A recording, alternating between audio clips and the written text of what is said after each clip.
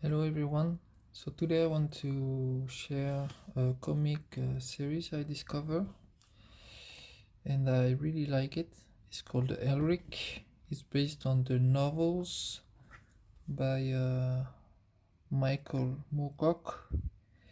It's a kind of a old dark fantasy novel saga, and there is I think French adaptation.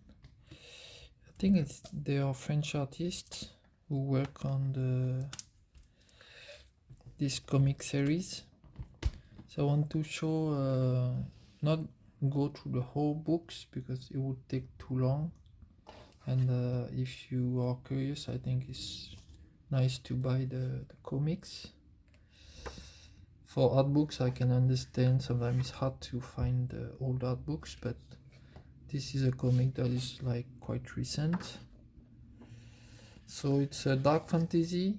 So the pitch is that the main character is this baby. He grew up to be the emperor of a very violent empire. So his mother dies when he is born.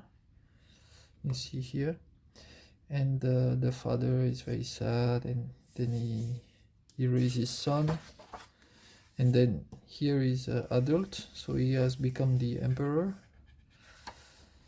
So I like the graphic style. Is usually sometimes European comics or American comics I really don't like, because many artists, they have a very clean clean look to the art.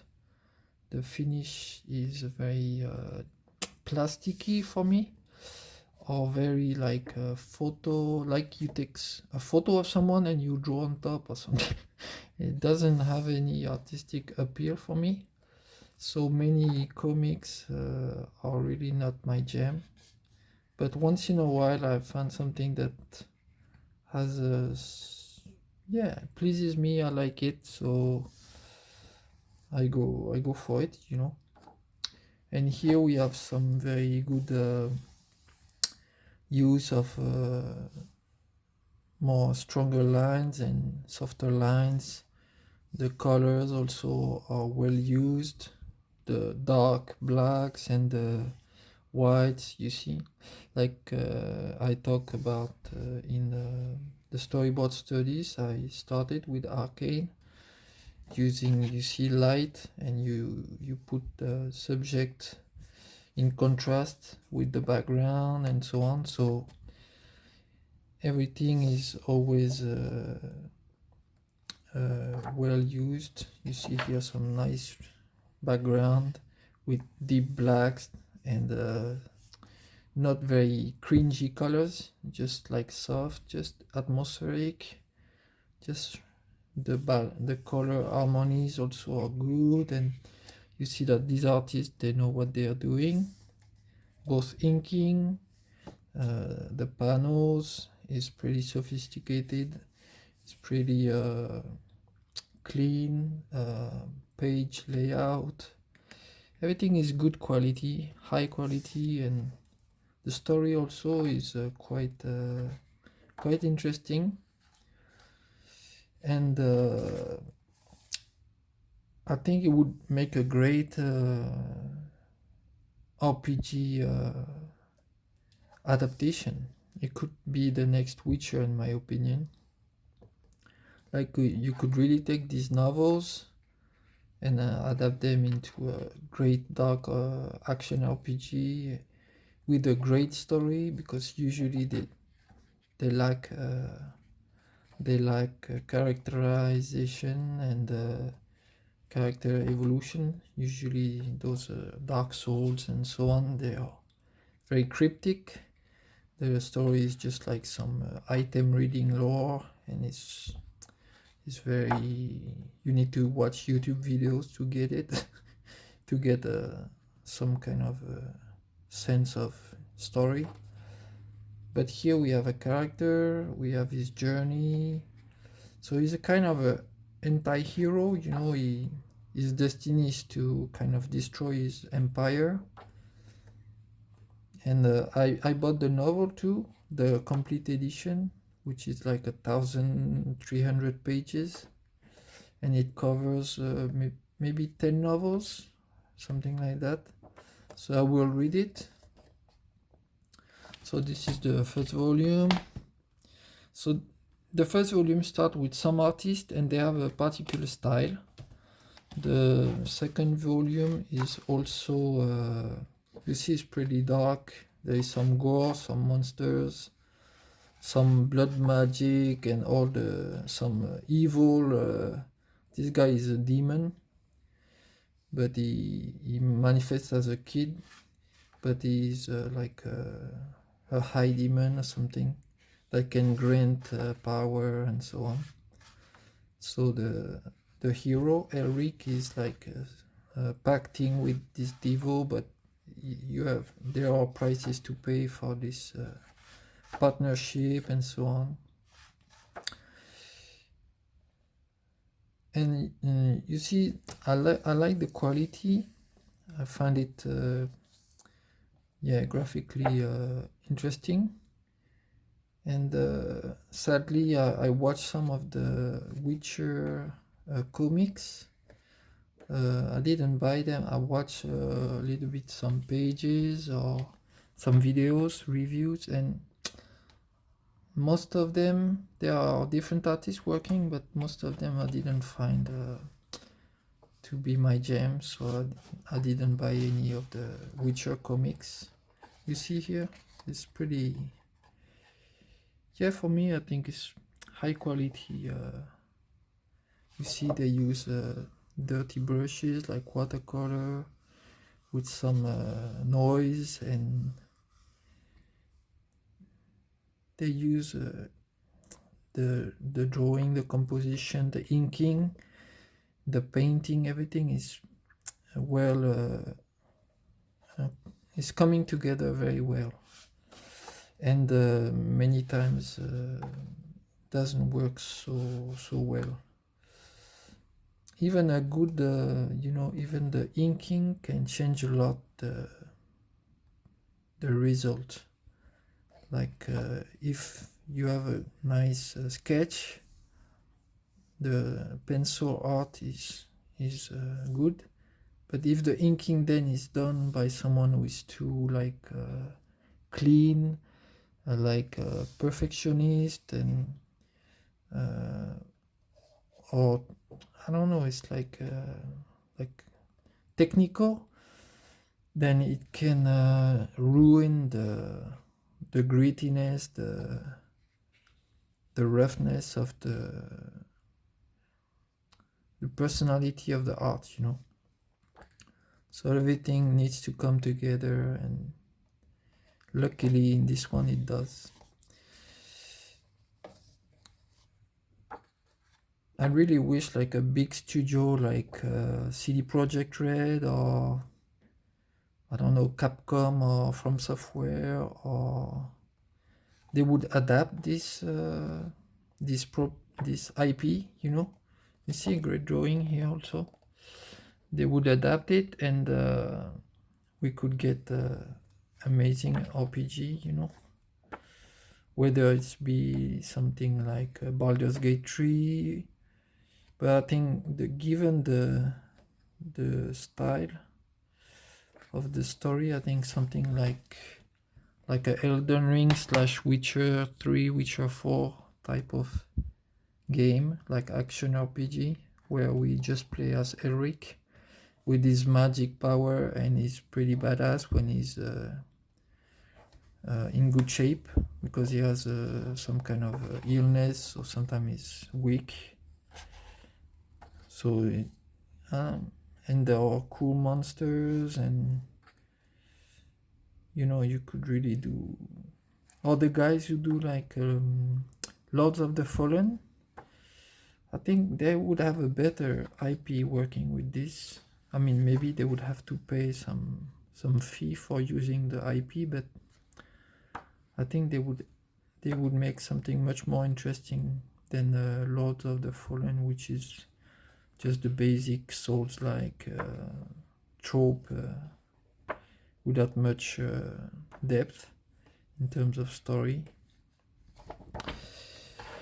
Anyway, I will try to make a thumbnail that catches the eye of hopefully some people who might spread the word, so that maybe one studio, one famous studio could have the idea to use this IP. And you see, Tom 5 and 6, they switch the artist. It's obvious. I don't know what happened.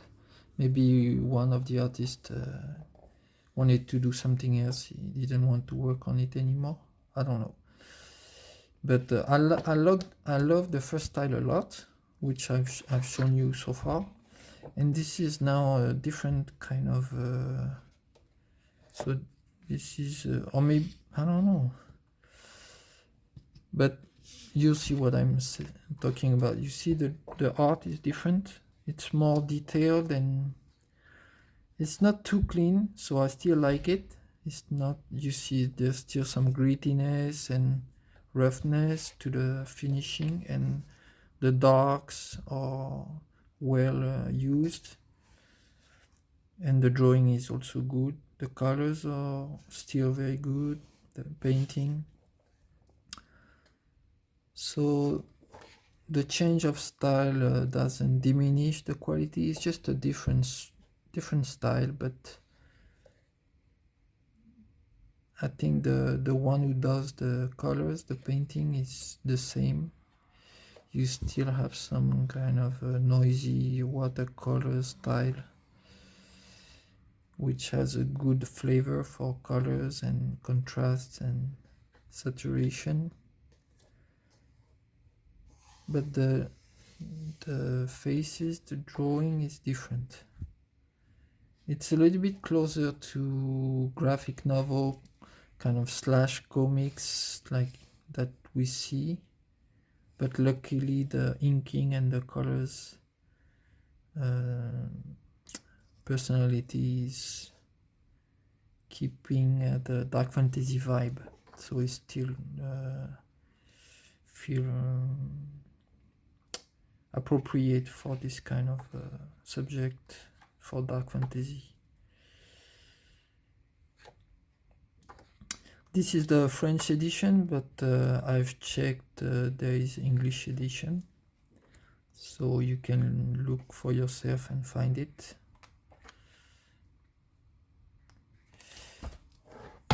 So this one is recently published.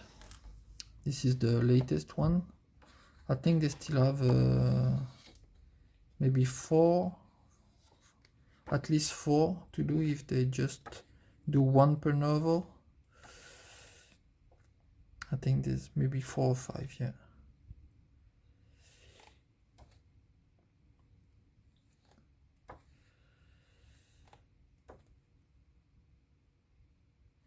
And I will quickly also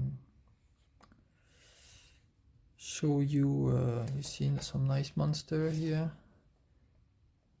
Yeah, I think if it was done like The Witcher 4, Unreal Engine 5, with the cool action, it could be a really amazing game, like just like how The Witcher 3 like made The Witcher novels and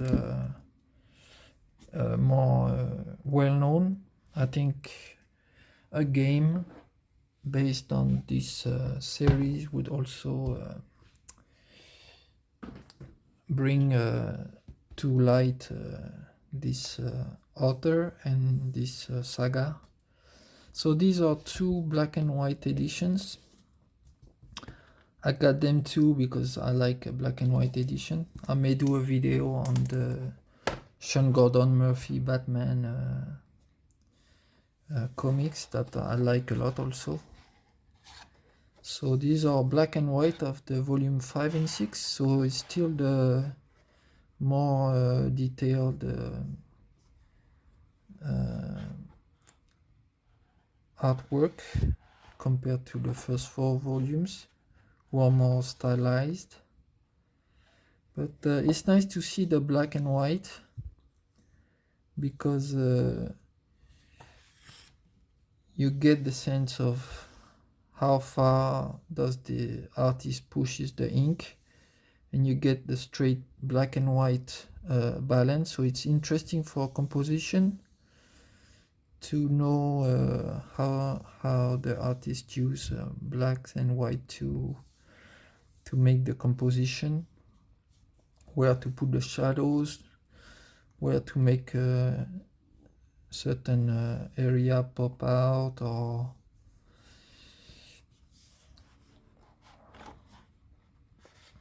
and also just to see just the basic quality, even when it's just black and white, is still pleasing to the eye. It still looks good. You see the landscape, everything still works. But here you get the sense a little bit that if there was no color coming later, the artist would have maybe add a little bit something on the sea to bring a little bit more the sense of water. But because he knew that it's gonna be colored after, so I think, for example, here he chose to leave it blank and let the painter, the color artist, to take care of doing however he likes for the mood. Here for the sky too, you know, if there was no colors, maybe you would put some clouds or some dust particles or whatever. But he knows that the color artist will come and he trusts the color artist to do the wide areas like water, sky. So depending on if you want to do a comic, a manga, depends on how you work. If you do everything yourself, if you have someone doing the colors. You see, here also very nice. You have this building. It's kind of a framing also on this side. And here also the pillar, and here the bridge arch, also used as a frame device. And also foreground, and you bring the middle ground, and you have the background is lighter. So my videos on the storyboard are a little bit long, but you can learn a lot or a little bit depending on where you're at, and or just revise for background, foreground, middle ground, contrast, toning, and so on. Also, you see the art is pretty badass. Yeah, I think there is a high potential for, I don't know, even anime or movies. This saga is really cool, you know. They could do a lot with it. They could do a trilogy, like the Lord of the Ring. They could do a trilogy, or they could do an anime, video game. There's so much potential. And on the black and white editions, you have some interesting work at the end. Some of the character design. Here you have some rough pages. So you see the toning here, just to get the values and the light and shadow. So this is like storyboard, but for comics. So maybe I will also make videos about storyboards for comics, but I prefer to start with just anime, because you just have the frame. You don't, it's simpler, it's just the frame is always the same, but you start by learning composition on a single steel frame that doesn't change shape, so it's easier to focus first on what you put in the frame, and then later for comics you have to learn how to use the agency, the putting which frame where, what shape, what size, for the flow, for the storytelling. So it's a little bit more advanced. I think I prefer to start doing videos on storyboards first with the like movies and anime, where you just have a 16:9 or 16:10 aspect ratio. So here we have more, here you see a little bit the craft, how he uses, how he works, some of the fixing. So he works traditionally.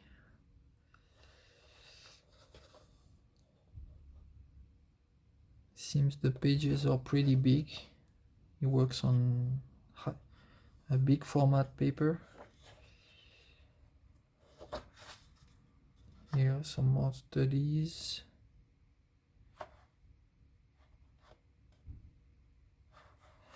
I like this.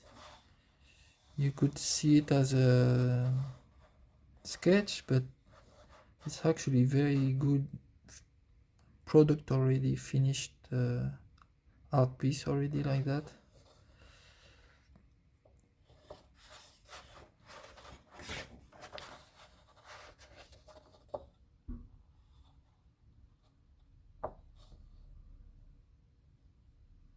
I think this is digital here. Maybe do some study digitally.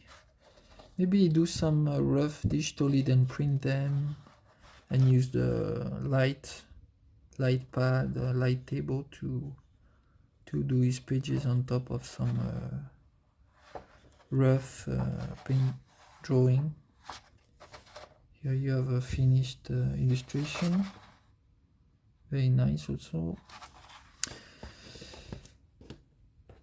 And this one we're gonna just check quickly and finish the video. Please like to support the channel, and if you're not subscribed and you enjoy the content, please subscribe. It will help me grow the channel.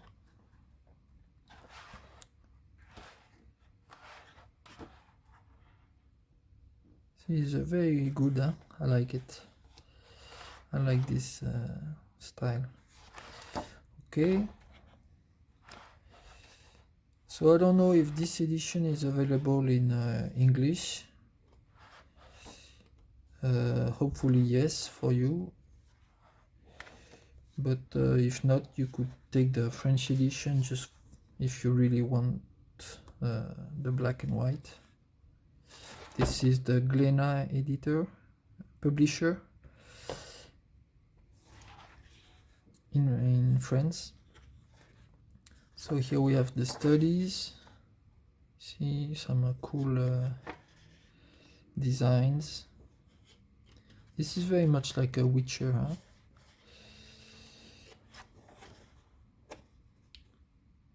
It's possible that the author, Michael Moorcock, and Sposky or something, the guy from the Witcher novels, maybe they're kind of close in age. They're maybe similar generation, so they have a little bit some of the same inspirations and background for fantasy writing. This nice. Next book I'll review, it's a little bit looking like that. It's a Mike Mignola sketchbook. It will also be uploaded for this weekend. Here, nice, you see the storyboard, sketch, rough.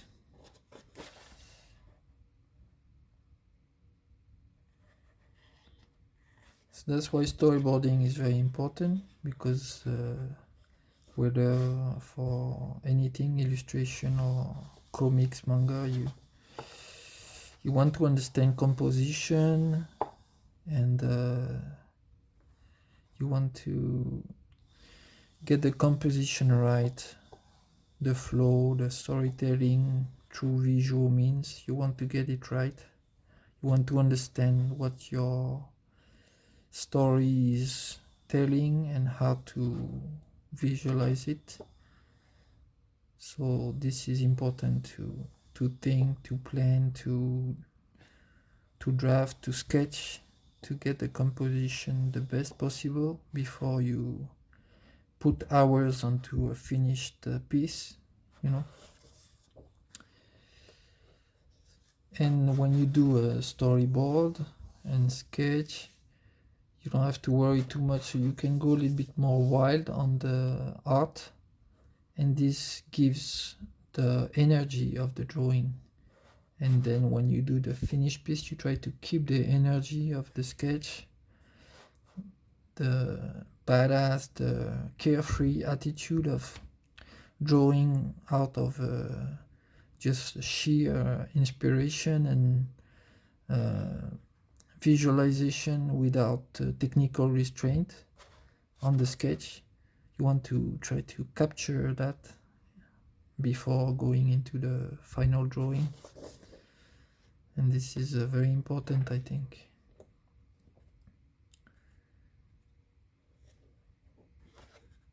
Here another very beautiful piece. See, it's kind of not completely finished. If you want to be a little bit annoying, but I mean, globally it's just beautiful, it's just nice. In a way, it's finished in its own right. It is a finished piece like that. It's already perfect. Even though, you know, the fingers are not perfect, the details are not all there, but the energy, the composition is already good, and it's sending strong visual energy already. Here we have a more finished piece. This might be a canvas texture here, added with Photoshop or some other software. I like to use some textures like old paper, rough paper, or manuscript paper, or canvas. You can find all kinds of texture, and you can break the kind of a flat or plasticky or too digital look of pieces. So using texture is a good trick also. Paper texture, canvas texture, or stains. You can play around with textures. There is a cool anime and manga is called Gankutsuo, and it's very it's using textures a lot, and it's part of the charm of this manga and anime, Gankutsuo. Okay, hope you enjoyed this video, and I have more coming on art books, comics, and studying art, storyboards, and so on. I'll see where the channel goes, but it's fun. Have a good day.